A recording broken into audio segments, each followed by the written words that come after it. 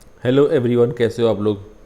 JSSC CGL technical की result के बारे में बात करेंगे अभी यहाँ पे हम कि भाई जेएसएससी सीजीएल का जो टेक्निकल का जो पोस्ट है, एग्जामिनेशन हो चुकी है ना इसकी, और इसकी जो है वो रिजल्ट का वेट चल रहा है। ठीक है, और इसमें जो पोस्ट थे उसकी पोस्टिंग कहाँ पे होने वाली है, रिजल्ट में किस तरह का नियम का पालन किया जाएगा। जैसा कि मैं एक गधे को सुन रहा था, वो बता रहे थे कि सॉरी मैंने गधा बोल दिया, कि नॉर्मलाइजेशन जो होगा वो पेपर 1 का क्वालिफाइंग पेपर जो है, क्वालिफाइंग पेपर है जिसमें 30% लाना रहता है क्वालिफाई का, उसमें भी नॉर्मलाइजेशन होगा। और जिस नोटिफिकेशन को पढ़ के वो ये बात को बता रहे हैं, वो नोटिफिकेशन हम भी पढ़ के बताएंगे। ठीक है, और आपको इस जो गलत इन्फॉर्मेशन, गलत तरीके से जो बातें चल रहा है मार्केट में, उससे हम आपको सही तरीके की ओर अवगत कराएंगे। वीडियो में लास्ट तक बने रहिएगा। एक लाइक कर दीजिएगा, एक सब्सक्राइब कर दीजिएगा यदि नए होंगे तो, बाकी पुराने लोग तो सिर्फ एक लाइक कर दीजिएगा। चलिए बताते हैं हम आप लोग को। ठीक है, सबसे पहली बात कि इसकी रिजल्ट कब आएगी।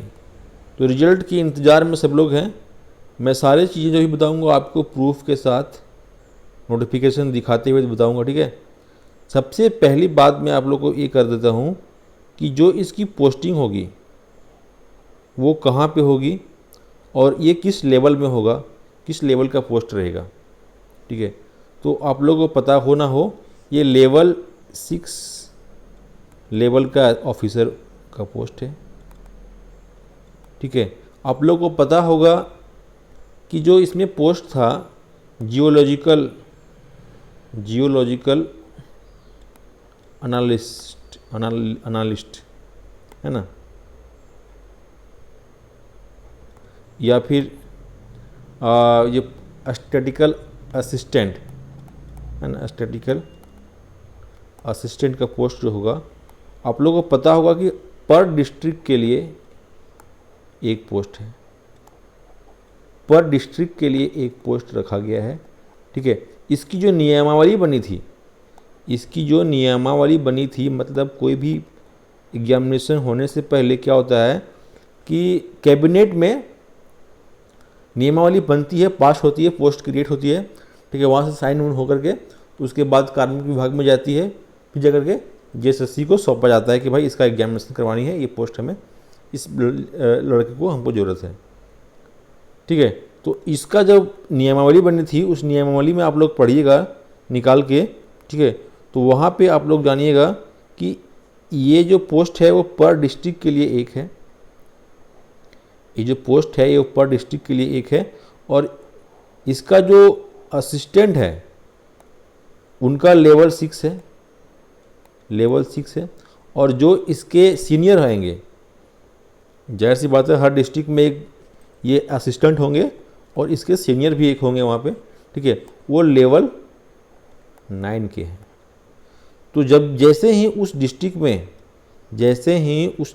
में देखिए, जो भी लोगों का एग्जामिनेशन अच्छा गया है उनके लिए बहुत ही मैं काम की बता रहा हूँ, जैसे ही उस डिस्ट्रिक्ट से लेवल 9 का पोस्ट रखे हुए सीनियर अधिकारी जो है वो रिटायर करेंगे, सीधे जो है वो इनका प्रमोशन लेवल 9 में हो जाएगा। और इसका कोई प्रमोशन में कोई कंपटीशन नहीं है, क्योंकि पर डिस्ट्रिक्ट में एक ही रहेगा, एक ही जूनियर भी एक ही है और सीनियर भी एक ही है, जूनियर भी एक ही है और सीनियर भी एक ही है, तो कोई कंपटीशन भी नहीं है। और एएसओ का पोस्ट जो है वो भाई ये सब या तो ब्लॉक लेवल के हैं, या तो फिर रांची में सचिवालय में बैठेंगे, और एक नहीं, इन लोग तो कई सारे रहे हैं। पर डिस्ट्रिक्ट हो या पर के अनुसार ये लोग एक नहीं कई हैं, उस अनुसार देखा जाए तो, है ना। तो इस हिसाब से एएसओ की पोस्टिंग में जो प्रमोशन होगा, लेवल 6 का पोस्ट इनका भी है, लेवल 6 का पोस्ट इनका भी है, ठीक है। लेकिन जब इनकी प्रमोशन होगी तो प्रमोशन में कोई कंपटीशन नहीं है और प्रमोशन सीधा जो है वो लेवल 9 पे जा रहे हैं ये लोग। समझ में आई? तो इस आधार पे हम आप लोग कह सकते हो कि एसएससी सीजीएल जो सामान्य है, सामान्य एसएससी सीजीएल जो है उससे ज़्यादा जो है वो बड़ा पोस्ट, बड़ी नौकरी जो है वो कहलाएगी कौन? SSC CGL technical. और होनी भी चाहिए भाई, क्योंकि और कोई ख़ास अंतर भी नहीं है इसमें, ठीक है। बस इनकी क्वालिफिकेशन जो है वो technical maths honours, physics honours ये सब करके मांगा गया था, ठीक है। ये तो बात हो गई आपकी, ये जो बात हो गई ये आपकी सैलरी की बात तो आप लोग जानते ही होंगे क्या है, आप लोग पता कर सकते हैं। ये बातें आप लोग को पता नहीं होगी, ध्यान में नहीं होगी, है ना, कि इसका प्रमोशन कैसे होगा, ठीक है। और इसका जो कैसे जो है वो जैसे सीजीएल एएसओ से ये बड़ा पोस्ट है। अब बात कर लेते हैं उस बात पे जिस बात पे ये चर्चा हो रही है कि इसकी जो रिजल्ट में है वो नॉर्मलाइजेशन कैसे किया जाएगा, नॉर्मलाइजेशन कैसे किया जाएगा, रिजल्ट का प्रकाशन कैसे किया जाएगा, कौन कौन सब्जेक्ट का नॉर्मलाइजेशन किया जाएगा, पेपर 1 को भी जोड़ देगा क्या? कभी जेपीएससी में ऐसा हुआ था, दोबारा दोहराएगा कि नहीं दोहराएगा, ठीक है। किसी ने बता रहे हैं कि पेपर 1 में भी नॉर्मलाइजेशन होगा। अरे भाई पेपर 1 में नॉर्मलाइजेशन करने की क्या ज़रूरत है? उस इंसान से आप पूछिए, और वो जो नोटिफिकेशन को दिखा रहा है, नोटिफिकेशन मैं भी आपको दिखाऊंगा, उस इंसान से आप लोग पूछिए कमेंट करके कि पेपर 1 में नॉर्मलाइजेशन करने की क्या ज़रूरत है। नॉर्मलाइजेशन वहाँ पे किया जाएगा ना जहाँ पे कंपटीशन की बात होगी।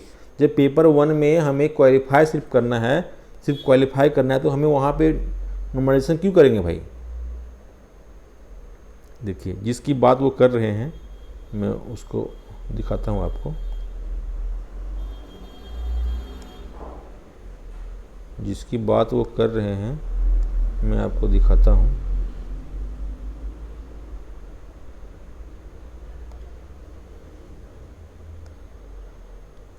एक ये है और एक जो है वो आपका एक ये है।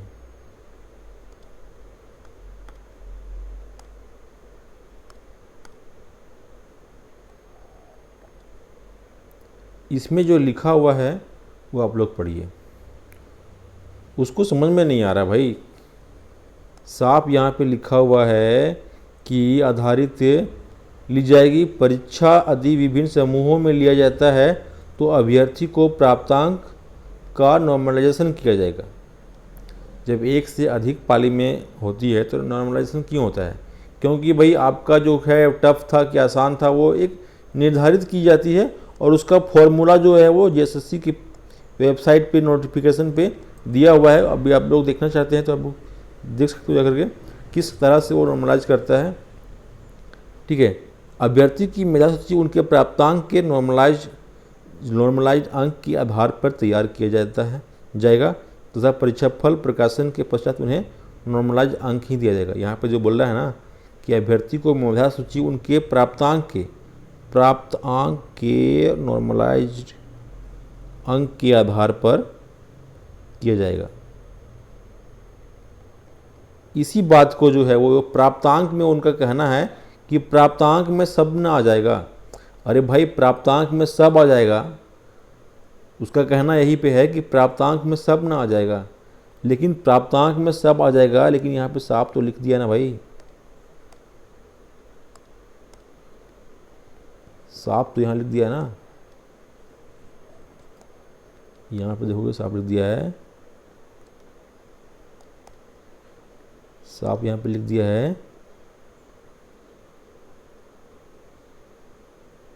कि अधीन प्रश्न पत्र 2 प्रश्न पत्र 3 विषय में प्राप्त अंकों नॉर्मलाइज अंकों को जोड़कर समेकित अंकों के आधार पर सामान्य मेधा सूची तैयार की जाएगी और मेधा के आधार पर कोटिवार रिक्त पदों की संख्या के अनुसार अभ्यर्थियों को चयन किया जाएगा। समझ रहे हो? तो फिर यहाँ पे साफ लिख दिया है कि भाई 2 और 3 के विषय के प्राप्तांक अंकों को जोड़कर समेकित अंकों के आधार पर सम्मानित किया जाएगा। तो फिर यहाँ पे पेपर 1 की बात आती कहाँ पे है? पेपर 1 की बात यहाँ पे फिर कहाँ आ जाती है? पेपर 1 की बात फिर यहाँ पे कहाँ आ जाती है भाई? उनका कहना है कि 30% जो लाना है क्वालिफाइंग में, ठीक है, क्वालिफाइंग में वो कहना है कि जो है वो जो मान लो कि 2 तारीख को हुई एग्जामिनेशन, 3 तारीख को हुई एग्जामिनेशन, इसमें जो है वो 30% का जो है वो अलग और इसमें जो है वो अलग, और फिर उसका नॉर्मलाइजेशन किया जाएगा और नॉर्मलाइज करने के बाद जो है वो ये 30% निकाला जाएगा। तो भाई इसको करने की क्या ज़रूरत है? इसको करने की क्या ज़रूरत है? हमें तो मेरिट लिस्ट बनानी है पेपर 2 और पेपर 3 से। हमें पेपर 2 और पेपर 3 से ना बनानी है। कहीं पर भी ये बात बताई गई है क्या कि हम पेपर 1 को नॉर्मलाइज करेंगे? तो उसका कहना है कि कहीं पर ये भी तो नहीं बताई गई है कि पेपर 1 का नॉर्मलाइज नहीं करेंगे। उसका कहना है कि कहीं पर तो ये भी नहीं बताया गया ना कि पेपर 1 का हम नॉर्मलाइजेशन नहीं करेंगे। लेकिन भाई पेपर 1 का नॉर्मलाइजेशन कभी नहीं होता। साफ लिखा हुआ है कि समूह में लिया जाएगा तो अभ्यर्थियों के प्राप्तांक का नॉर्मलाइजेशन किया जाएगा। अभ्यर्थियों के प्राप्तांक का नॉर्मलाइजेशन किया जाएगा। अभ्यर्थियों की मेधा सूची उनके प्राप्तांक के नॉर्मलाइज अंक के आधार पर तैयार किया जाएगा। अभ्यर्थियों के मेधा सूची उनके प्राप्तांक के नॉर्मलाइज्ड अंक के आधार पर तैयार किया जाएगा। तो ये जो है वो मेधा सूची के लिए बात हो रही है भाई। साफ आप लोग कर सकते हो कि ये जो है वो मेधा सूची के लिए बात की जा रही है ना। नॉर्मलाइजेशन की बात जो होती है वो मेरिट लिस्ट के लिए ही बात होती है। क्वालिफाइंग पेपर के लिए कभी नॉर्मलाइजेशन की बात नहीं की जाती है। यदि ऐसी जो है कन्फ्यूजन है तो आप लोग कर लीजिए। और ऐसा होने या ना होने से कुछ ज़्यादा फर्क पड़ने वाला है नहीं, क्योंकि सबको पता है कि 30% जो है वो ले ही आते हैं। एक बाद में जो है वो चला था trend paper 1 fail, paper 1 fail. Paper 1 में कोई फेल नहीं करता है। पेपर 1 में कोई फेल नहीं करता है भाई। जिनका पेपर 2 में सिलेक्शन हो जाता है, हो जाएगा, वो कभी पेपर 1 में फेल नहीं करेगा। इसलिए इस तरह की बातें और इस पे ध्यान ना दें, इस तरह की बातों पे ध्यान ना दें, ठीक है। साफ साफ इतना जान लीजिए कि आपका जो है वो सिर्फ और सिर्फ मेरिट लिस्ट मेधा सूची वाली, सिर्फ और सिर्फ मेधा सूची वाली पेपर पे ही नॉर्मलाइजेशन की बात की जाएगी, ठीक है। और आपको जो है वो क्वालिफाइंग पेपर का ना तो मार्क्स दिया जाता है, आपको क्या क्वालिफाइंग में आपकी मार्क्स दी जाती है क्या? क्वालिफाइंग में उनको पूछिएगा कि क्वालिफाइंग में आपको मार्क्स दिया जाता है कि आपने कितना क्वालिफाई किया है, कितना मार्क्स में लाया सो। तो उसको नॉर्मलाइजेशन करने की क्या बात होती है? जो उसका आपको दिया भी नहीं जाएगा, जो है वो है, नहीं है नहीं है, फिर तो सबको देना पड़ेगा ना, ठीक है। तो इस आधार पे जो है वो दिमाग में मत लगाइए कि पेपर 1 में नॉर्मलाइजेशन होगा भी तो कुछ फ़र्क पड़ने वाला नहीं है। लेकिन आप जान लीजिए, 100% जान लीजिए कि इसमें जो है वो पेपर 1 में कभी भी नॉर्मलाइजेशन नहीं होता है और नहीं होगा। इस तरह की बातें सिर्फ और सिर्फ जो है वो एक चर्चित करने के लिए, चर्चा करने के लिए किया जाता है। फिलहाल आपको बस ये बातें पे ध्यान देनी है, ठीक है। मेन मुख्य जो पॉइंट है आपका, मुख्य बात जो है वो ये है, मुख्य बात जो है ये है कि आपकी पोस्टिंग जो है वो डिस्ट्रिक्ट में की जाएगी। जो भी लोग सेलेक्ट होंगे उसकी जो पोस्टिंग है वो पर डिस्ट्रिक्ट में की जाएगी। आपका एक सीनियर होगा वहाँ पे, अधिकारी होगी। जैसे ही वो रिटायर करेगा आप सीधे लेवल लाइन में प्रमोशन लेकर के पहुँच जाएंगे। इसीलिए ये जो पोस्ट है, ये जो नौकरी है वो इम्पॉर्टेंट है, अच्छा लेवल का है ना। क्योंकि आप जिला में एक ही रहेंगे, आपके ऊपर ना तो कोई ज़्यादा आदमी अधिकारी रहेगा, है ना तो कोई ज़्यादा टेंशन रहेगा, ठीक है। काम काज का भी कोई लोड नहीं रहता है। ऐसे जगह पे काम काज भी का भी कोई लोड रहता नहीं है। खाली खाली आओगे, खाली खाली जाओगे, सैलरी उठाओगे, है ना, आराम से मौज करोगे। चलो।